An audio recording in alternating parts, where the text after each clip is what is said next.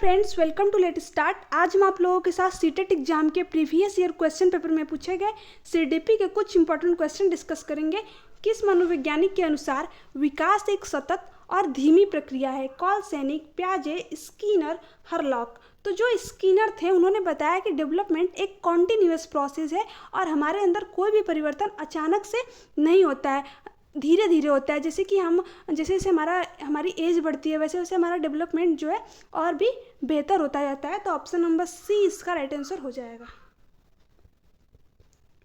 बाल्यावस्था होती है 5 वर्ष तक, 12 वर्ष तक, 21 वर्ष तक, कोई भी नहीं। तो जो हमारे बाल्यावस्था की अवधि होती है वो 6 से लेकर 12 वर्ष तक होती है। तो ऑप्शन नंबर बी इसका राइट आंसर हो जाएगा।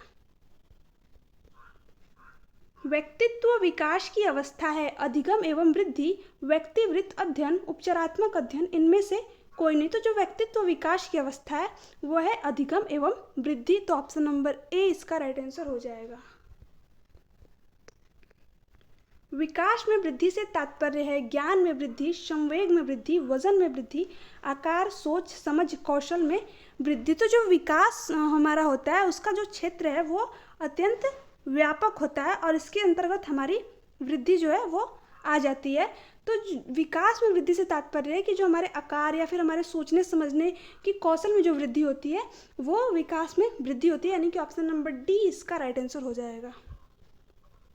परिपक्वता का संबंध है विकास से, बुद्धि से, सृजनात्मकता से, रुचि से। तो जो हमारा परिपक्वता यानी जो हमारी मेच्योरिटी होती है वो हमारे विकास से संबंधित होती है। तो ऑप्शन नंबर ए इसका राइट आंसर हो जाएगा।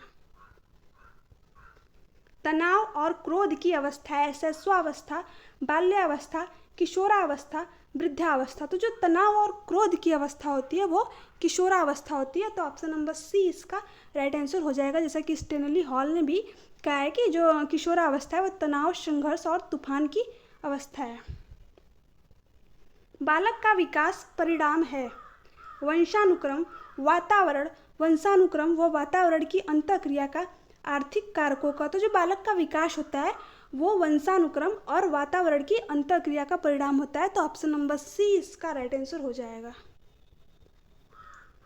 एक बच्चे की मानसिक आयु 12 वर्ष है तथा वास्तविक आयु 10 वर्ष है, तो उसकी बुद्धि लब्धि क्या होगी? 110, 100, 120, 83। तो जो हमारे IQ का फार्मूला होता है वो होता है IQ equal to mental age upon chronological age गुणे 100, यानी कि हमारी मानसिक आयु बटा के वास्तविक आयु गुणे 100। तो इसमें इसका ऑप्शन नंबर सी यानी 120 इसका राइट आंसर हो जाएगा। शारीरिक विकास का क्षेत्र है स्नायु मंडल, स्मृति, अभिप्रेरणा, समायोजन। तो जो हमारे शारीरिक विकास का क्षेत्र है वो स्नायु मंडल है। तो ऑप्शन नंबर ए इसका राइट आंसर हो जाएगा। श्यामपट्ट लिखते समय सबसे महत्वपूर्ण क्या है? अच्छी लिखावट, लेखन में स्पष्टता, बड़े अक्षरों में लिखना, छोटे अक्षरों में लिखना। तो जो हम श्यामपट्ट पे कोई चीज़ लिखते हैं तो हमारी अच्छी लिखावट उसमें सबसे महत्वपूर्ण योगदान देती है, क्योंकि जब हमारी लिखावट अच्छी रहेगी तो हमारे लेखन में भी स्पष्टता होगी और हम साफ और सुंदर तरीके से लिखेंगे। तो ऑप्शन नंबर ए इसका राइट आंसर हो जाएगा। शरीर के आकार में वृद्धि होती है क्योंकि शारीरिक और गत्यात्मक विकास, संवेगात्मक विकास, संज्ञानात्मक विकास, नैतिक विकास। तो जो शरीर के आकार में वृद्धि होती है वो शारीरिक और गत्यात्मक विकास के अंतर्गत आती है। तो ऑप्शन नंबर ए इसका राइट आंसर हो जाएगा। मानसिक विकास को प्रभावित करने वाले कारक हैं वंशानुक्रम, परिवार का वातावरण, परिवार की सामाजिक स्थिति, उपयुक्त सभी। तो जो हमारा मानसिक विकास होता है उसको हमारा वंशानुक्रम भी प्रभावित करता है, हमारे परिवार का वातावरण भी प्रभावित करता है और हमारे परिवार की सामाजिक स्थिति या फिर जो आर्थिक स्थिति के वो भी बहुत हद तक हमारे मानसिक विकास को प्रभावित करती है, यानी कि ये सभी जो है वो हमारे मानसिक विकास को प्रभावित करते हैं। तो ऑप्शन नंबर डी इसका राइट आंसर हो जाएगा। प्याजे के संज्ञानात्मक विकास के अनुसार संवेदी क्रियात्मक अवस्था होती है जन्म से 2 वर्ष तक, 2 से 7 वर्ष तक, 7 से 11 वर्ष तक, 11 से 16 वर्ष तक। तो जो प्याजे हैं उन्होंने संज्ञानात्मक विकास की 4 स्टेजेस दिए थे। इनकी जो पहली अवस्था है वो संवेदी पेशी अवस्था है, जिसकी अवधि जन्म से 2 वर्ष तक होती है, जिसमें बच्चा अपने सेंसेस के थ्रू अपने ज्ञान का निर्माण करता है। तो ऑप्शन नंबर ए इसका राइट आंसर हो जाएगा। निम्न में से कौन सा कथन सत्य है? लड़के अधिक बुद्धिमान होते हैं, लड़कियां अधिक बुद्धिमान होती हैं। बुद्धि का लिंग से संबंध नहीं है, सामान्यतः लड़के लड़कियों से अधिक बुद्धिमान होते हैं।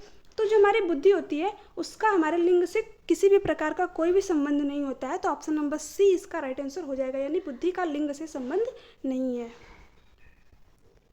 परामर्श का उद्देश्य है बच्चों को समझना, बच्चों की कमियों के कारण का पता लगाना, बच्चों को समायोजन में सहायता करना, उपयुक्त सभी। तो जो हमारा परामर्श होता है उसका उद्देश्य होता है कि बच्चों को हम बेहतर तरीके से समझ सकें और उनके सीखने में कहाँ पर कमी रह गई है उसके कारण को भी जान सकें और बच्चों को समायोजन में सहायता भी प्रदान करें, यानी कि ऑप्शन नंबर डी इसका राइट आंसर हो जाएगा, उपयुक्त सभी। शिक्षक एवं विद्यार्थी के मध्य संबंध होना चाहिए स्नेह का, विश्वास का, सम्मान का, ये सभी। तो एक शिक्षक और विद्यार्थी के मध्य जो संबंध होता है वो स्नेह का, विश्वास का और सम्मान का, ये सभी होना चाहिए। तो ऑप्शन नंबर डी इसका राइट आंसर हो जाएगा। बच्चों में नैतिकता की स्थापना के लिए सर्वोत्तम मार्ग है उन्हें धार्मिक पुस्तक पढ़ाना, शिक्षक का आदर्श रूप से व्यवहार करना, उनका मूल्य शिक्षा पर मूल्यांकन करना, उन्हें प्रातःकालीन सभा में उपदेश देना। तो जो बच्चों की नैतिकता की स्थापना के लिए सर्वोत्तम मार्ग है वो है शिक्षक का आदर्श रूप से व्यवहार करना। तो ऑप्शन नंबर बी इसका राइट आंसर हो जाएगा।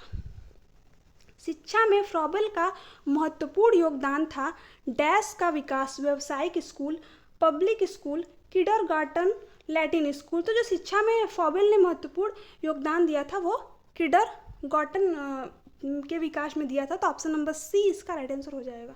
एक अच्छा अध्यापक विद्यार्थियों के मध्य बढ़ावा देता है प्रतियोगिता की भावना का, सहयोग की भावना का, प्रतिद्वंद्विता की भावना का, तटस्थता की भावना का। तो जो एक अच्छा अध्यापक होता है वो अपने विद्यार्थियों में सहयोग की भावना को बढ़ावा देता है। तो ऑप्शन नंबर बी इसका राइट आंसर हो जाएगा।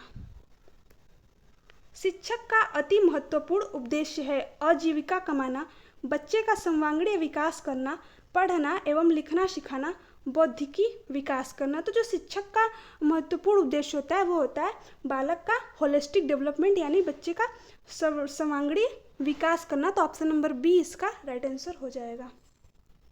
सो है फ्रेंड्स, ये थे आज की सीडीपी के कुछ इंपॉर्टेंट क्वेश्चन। अगर आपको वीडियो अच्छी लगी तो चैनल को सब्सक्राइब कीजिए, वीडियो को लाइक एंड शेयर कीजिए। Thanks for watching me.